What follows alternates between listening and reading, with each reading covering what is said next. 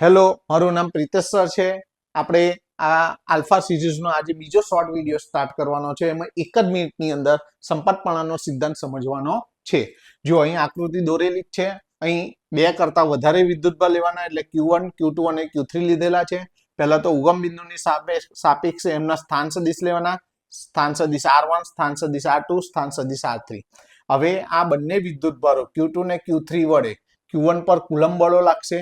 Q3 વડે Q1 પર લાગતું કુલંબ બળ સદિશ F13 વડે દર્શાવ્યું છે અને Q2 વડે Q1 પર લાગતું કુલંબ બળ સદિશ F12 વડે દર્શાવ્યું છે. આ બંનેનું પરિણામી બળ એ સદિશ F1 આ દિશામાં મળશે.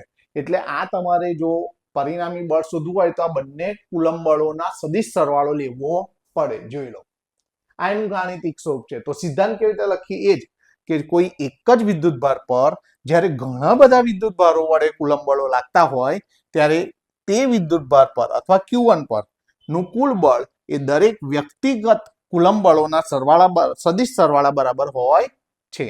હવે એનું ગાણિતિક સ્વરૂપ લખીએ તો આ તો આપણને લખતા ફાવે જ છે.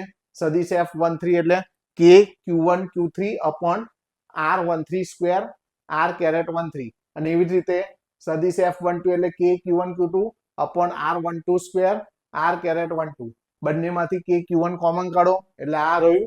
હવે એને ટૂંકમાં લખીએ તો K Q1 as it is. હવે જ્યાં નંબરો બદલાય છે ત્યાં I મૂકી દો.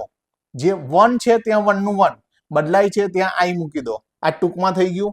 આવી જ રીતે n વિદ્યુતભારો હોય. અહીં 3 વિદ્યુતભાર હતા તો 3 સુધી સિગ્મા ઉપર આ અદિશ સરવાળો. n વિદ્યુતભારો છે તો સિગ્મા ઉપર n લખવામાં આવે છે. Okay, done, by.